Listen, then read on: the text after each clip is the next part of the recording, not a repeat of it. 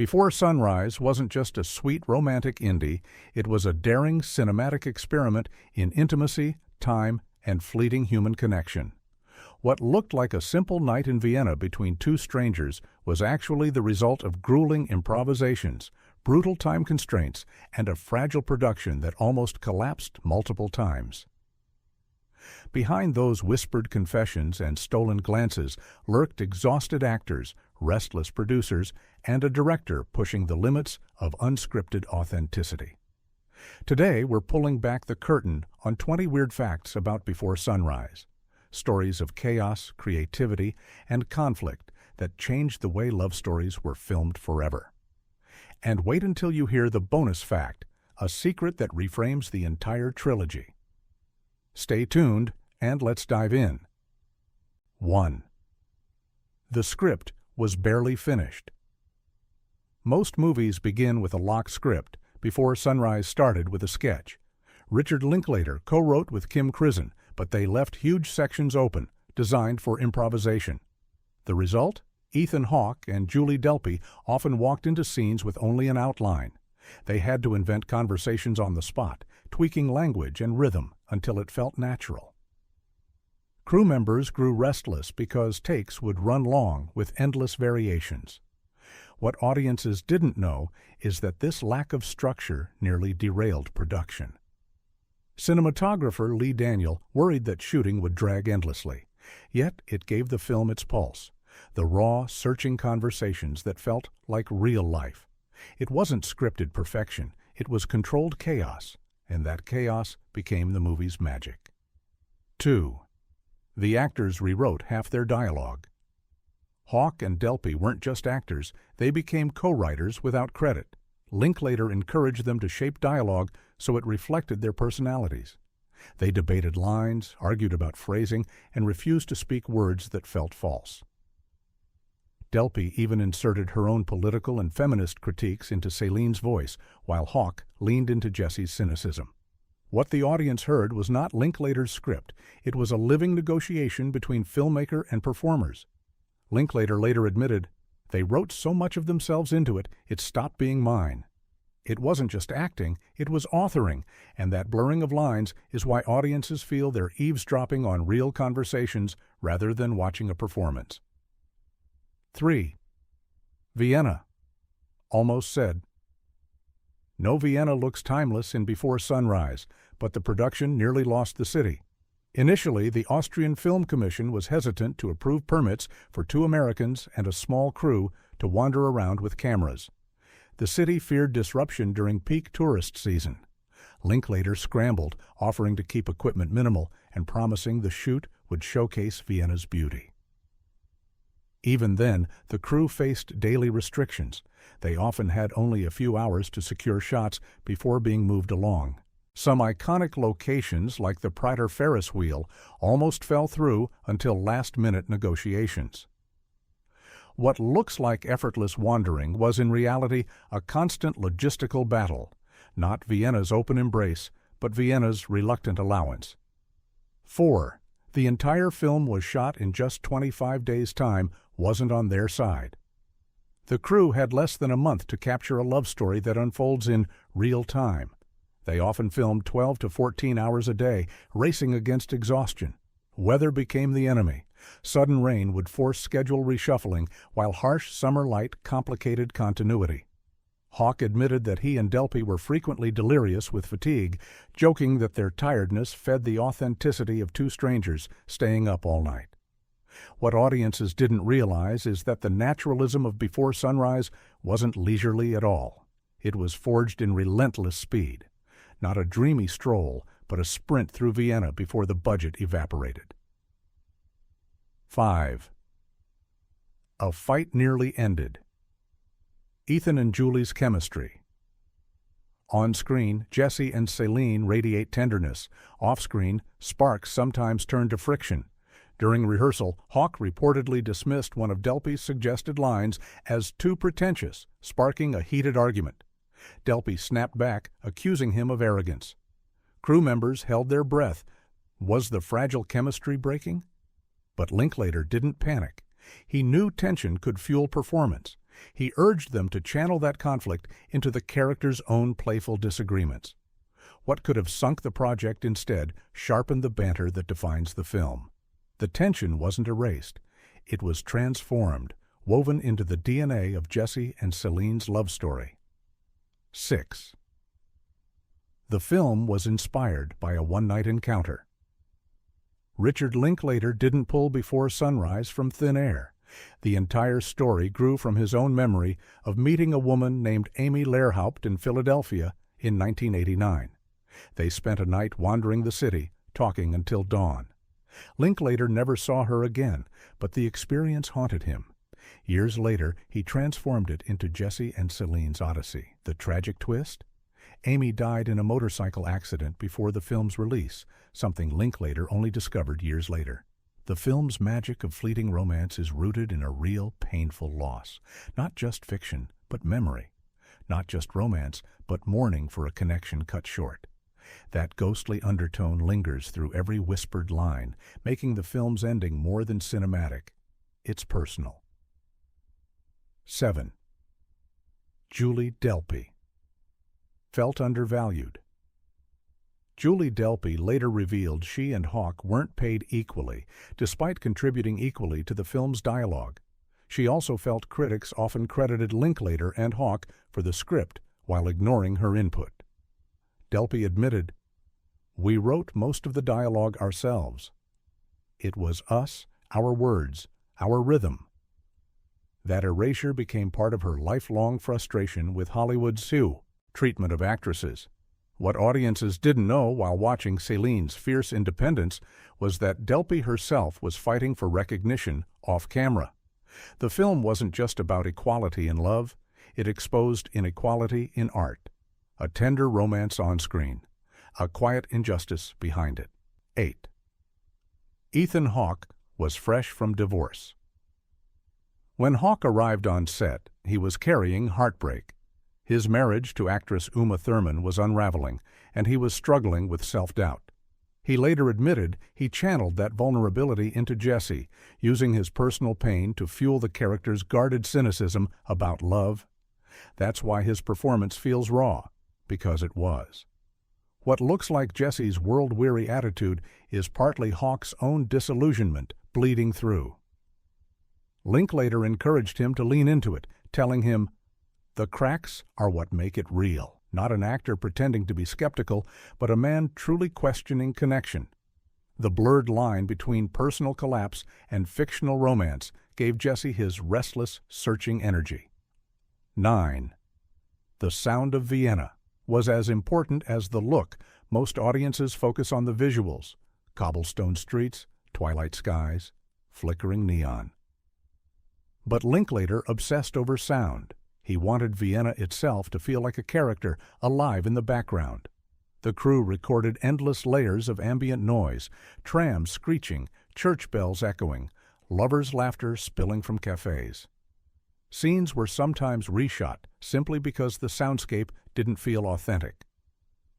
Sound designer Thomas Varga later explained that the background wasn't filler, it was mood.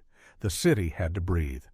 What looks like empty pauses in conversation are filled with Vienna's heartbeat. Not just location, but voice. Not just backdrop, but presence. 10. The ending almost didn't happen. The film's heartbreaking ending, in which Jesse and Céline promise to meet again but leave it unresolved, wasn't always the plan. Some early drafts had them exchanging numbers or even showing them reuniting months later. Linklater resisted. He believed ambiguity was more powerful than closure. The producers worried audiences would feel cheated, but Linklater stood firm. He wanted viewers to carry the ache of uncertainty, just as he carried his own memory of Amy. That bold choice gave the film its mythic weight. Not a happy ending, but a haunting one. And that's what keeps people returning. 11. The crew was tiny and exhausted.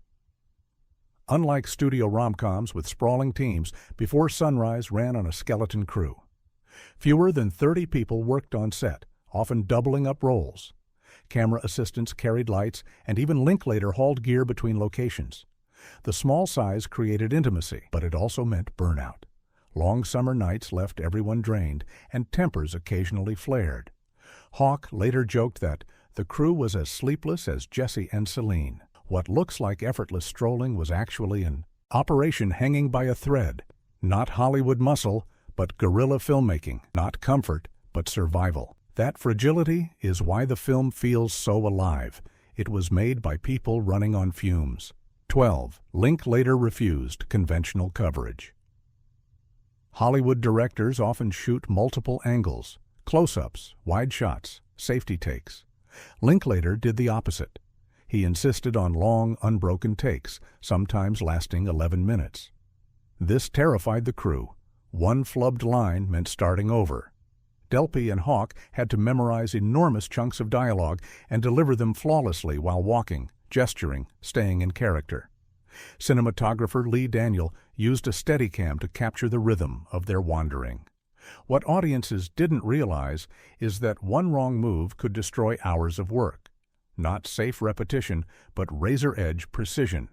The risk paid off. The film's flowing conversations feel uninterrupted because they actually were. 13. Night shoots.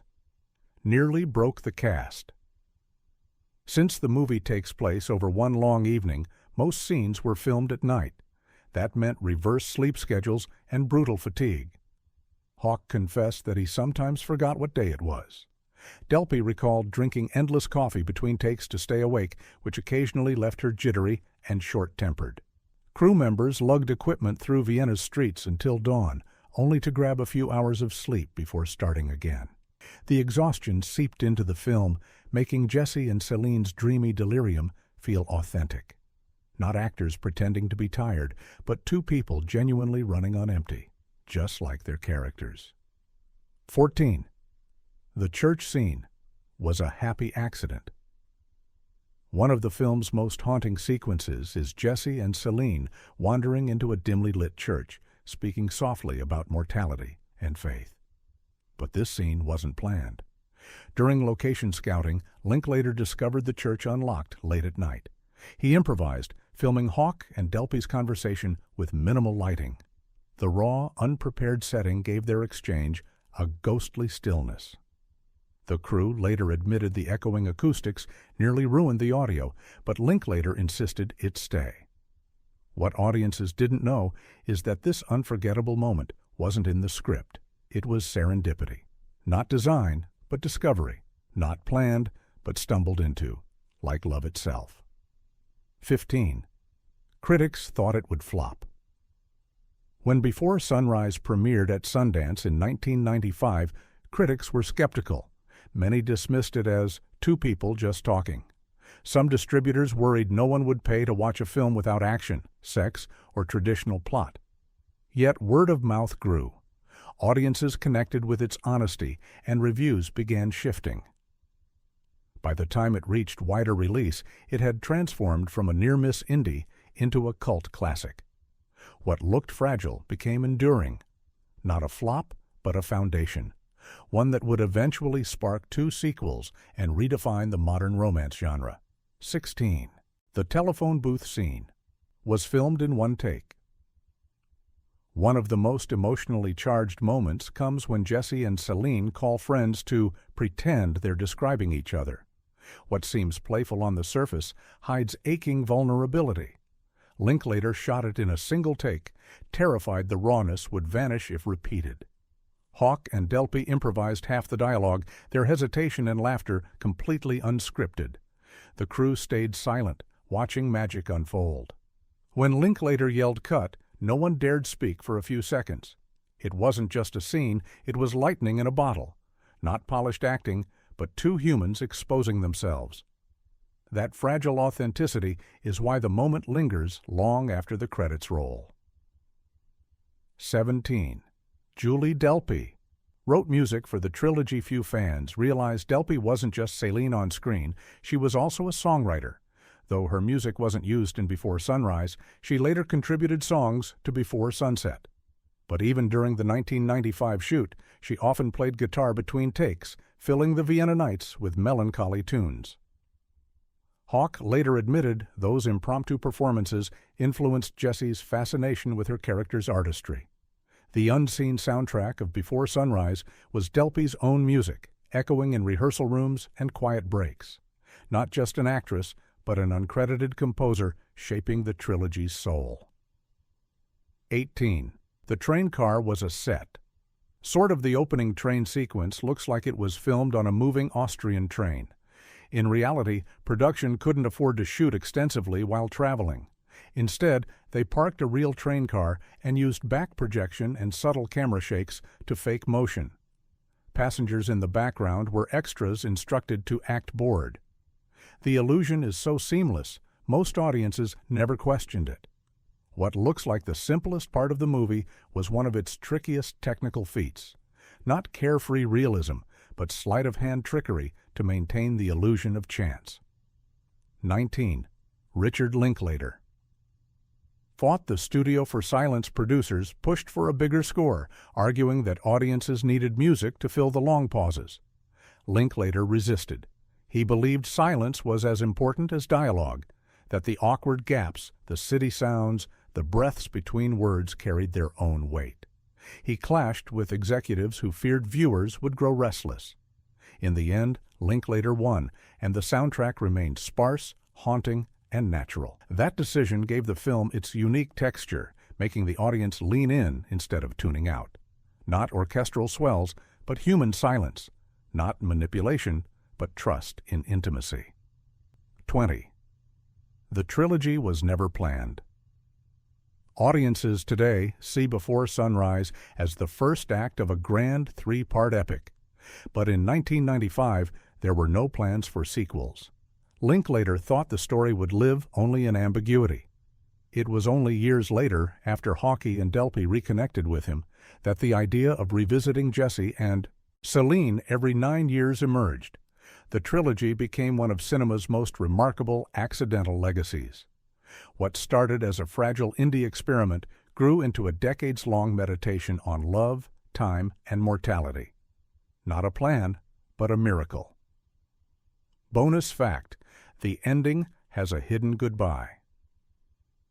Sharp-eyed viewers noticed that after Jesse and Céline part ways, Linklater cuts back to all the places they visited, now empty. The shots lingered just long enough to feel like a funeral procession for their night together. What most didn't know is that Linklater added these inserts after editing wrapped, feeling the film needed a silent epilogue. It transforms the ending from hopeful promise to quiet mourning. Those empty benches, alleys, and parks aren't just scenery. They're ghosts of a love story already fading. Not just romance, but requiem. Before Sunrise wasn't built on spectacle. It was built on risk, of trust, improvisation, exhaustion, and raw emotion. What looked like two actors walking through Vienna was, in truth, a tightrope act of filmmaking discipline and fragile chemistry. And from that chaos came one of cinema's most enduring love stories. If you enjoyed uncovering these secrets, don't forget to like, subscribe, and share, because every great film hides a story you've never heard. And remember, sometimes one night can last forever.